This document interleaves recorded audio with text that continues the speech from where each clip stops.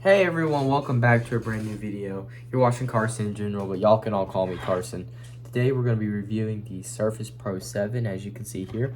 I'm going to be giving y'all my one day with the Surface Pro 7. I actually brought it to school today and used it in a few note-taking and Google Classroom uses. And I'm going to tell y'all how I think about it from the perspective of a high school student and what I think, if I think it's worth it maybe as, one day user. Now I'm going to get back to y'all with like a 1 month. I actually plan to kind of keep this because, well, content on top of that, I do think it's really nice.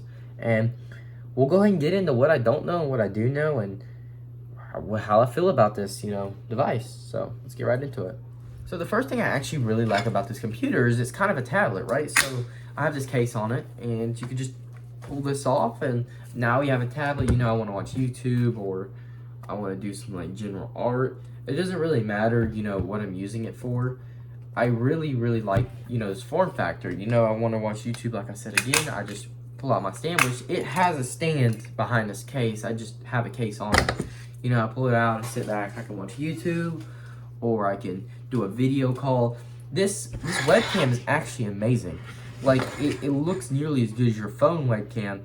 It's pretty close. So, I honestly think it's a fat W. I think it's worth it. Let me go ahead and tell you all the model I got. I have the 8 gigabytes of RAM with the 10th generation i5 with 256 gigabytes if I'm mistaken. I don't know. But that's the model I have. And this one actually still does have the thicker bezels, as you can see. If we can get it to turn on here. There we go. It does actually have the thicker bezels. They're probably about a little under an inch thick. So this is nicer actually if you want to hold it like this and maybe draw or put your wrist along here. It's actually not bad. It doesn't bother me. It's about as thick as like the Chromebooks we have at school. So it's nothing special. It doesn't look too modern, but at the same time it doesn't look too old. It charges with its own type of cable, which you can see right there. It's a magnetic cable. It's right there. It's really long. It just clicks in. It's very easy. It also charges with Type-C, and you have just normal USB you can plug a mouse into, maybe wireless headphones, anything that you really please. It has volume up or down button. It has on or off button. You can just hold that down to turn it off or turn it back on. The speakers do get very loud, and the brightness does get very high. That's probably one of my favorite things is you have the adjustability of going low or high. Some, I've had gaming laptops that just don't get too bright. And I feel like having that option is a big deal. Because, if I have it plugged up to the cord and I just want to watch, a video with high brightness, I'm sitting back here, I don't have great eyes. You see the glasses right here. I would just really like this to be brighter.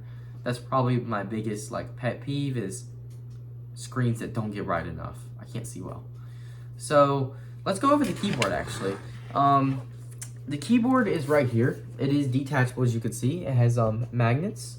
And let's talk about the key presses. This was actually one of my favorite things about it is it's a very clicky keyboard.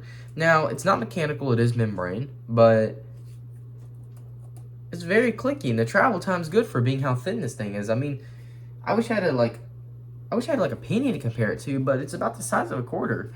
And the trackpad is made out of glass, so you're going to get a very reasonable slide. We can compare it to this Toshiba controller we have here. And as you can see, that kind of sizes out how big this keyboard is. So it's about 2 of these. It's actually pretty big though, compared to my head.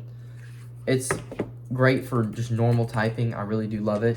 And if I was to tilt this down here for y'all, you can see here that all you gotta do is lay this flat and it'll boom. Then all you have to do is raise this up like that. And now you have a little bit of under space here. And there's not too much keyboard flex as you see here. Actually doesn't flex at all. I'm pressing pretty hard. And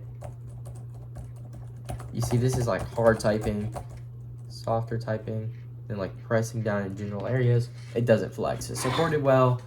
I really do like it. And I think this laptop is great. I actually haven't got around to using the pen yet. My stepdad actually gave me this pen. So I don't know how it works. I'm going to be honest with y'all. This is my first day with this baby. And, I haven't really taken it out on a spin yet. I did some Google Classroom stuff and stuff like that. And so far, it's ran good. I got about 6 hours of battery life at 80%. So that's not too bad. I'll go ahead and show y'all the specs real quick. Just so y'all can see what I'm talking about. So as y'all can see right here, we'll go ahead and go to performance, and our CPU, or our GPU. Our GPU is Intel Iris R Plus graphics, which is okay. We have Wi-Fi 6, which is nice. Our disk, it doesn't really say here, but our memory is 8 gigabytes of RAM. That's plenty for doing what I'm doing.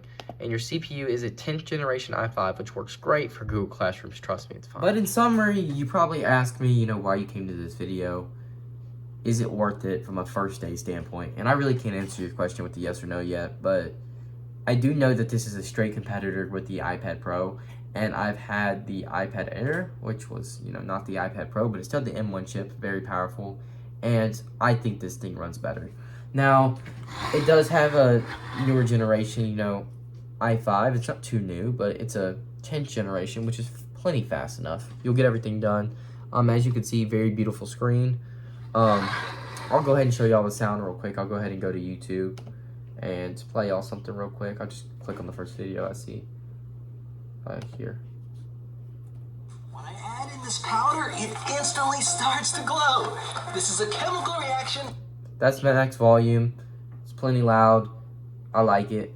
That's basically all. If y'all enjoyed this, one-day review, just let me know. I wasn't trying to get too technical with y'all or trying to, get in all these specs and everything. I don't think that's the way to go about it. But if you're interested in the Surface Pro 7, you can get them for about $1,100 to $700, just depending on where you go. Mine's aftermarket, it's like, I got it, not aftermarket, what's it, used. I got it used, so obviously a lot cheaper. That's about all there is to this, though. I really like it. I'd recommend one as of right now. I'm gonna let y'all know a month down the line if it's still working great and if the battery life's good. I'll see y'all around.